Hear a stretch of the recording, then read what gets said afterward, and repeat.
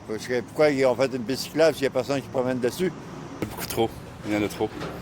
À chaque année, il y en a des nouvelles. Ils en font encore des nouvelles sur Hochelaga, plus loin. Puis, à un moment donné, les voitures, ils n'auront plus de place pour aller nulle part. C'est peut-être un peu moins nécessaire, mais moi, je suis quelqu'un qui fait aussi du vélo dans la vie. Donc, c'est sûr que je trouve ça vraiment bien parce que c'est très sécuritaire.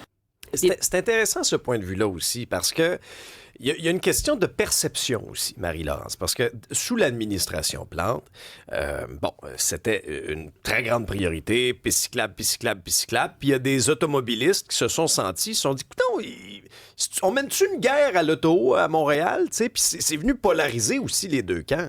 Oui, puis il y a des experts, il y a des cyclistes aussi, évidemment, là, qui vont prêcher pour leur propre moyen de transport, qui vont dire pourquoi on privilégierait davantage les voitures. Les voitures peuvent circuler partout à Montréal. Pourquoi il n'y aurait pas des pistes cyclables partout à Montréal? Mais là, c'est intéressant parce que les deux, l'automobiliste, puis la dernière, c'est une cycliste aussi, l'ont dit.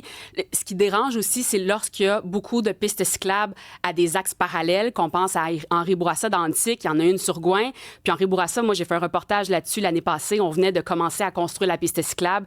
Les commerçants étaient très nerveux de voir ce qui allait se passer avec les affaires parce que ça enlève des places de stationnement. Il y a une voie cyclable dans chaque direction, donc ça prend vraiment beaucoup de place. Les véhicules ont de la difficulté à circuler. Cet été, on poursuit encore les travaux de réfection de la piste cyclable. Il y a d'autres travaux qu'on doit faire. Puis il y a vraiment les automobilistes ont vraiment de la difficulté à circuler là, mais quand on regarde sur la piste cyclable, on n'en voit pas beaucoup. Là. C'est vrai qu'on en voit vraiment moins que, par exemple, sur le Rêve Saint-Denis. Sur Hochelaga aussi, il y a le jeune homme qui en a parlé. Là, on est en train de faire une piste cyclable sur Hochelaga, dans Hochelaga-Maisonneuve, mais il y a déjà une autre piste cyclable sur Adam, de Rouen. Donc, on se dit, est-ce que toutes ces pistes cyclables-là, même si elles sont sur des rues parallèles, ont vraiment leur raison d'être? Cube, aussi disponible sur YouTube.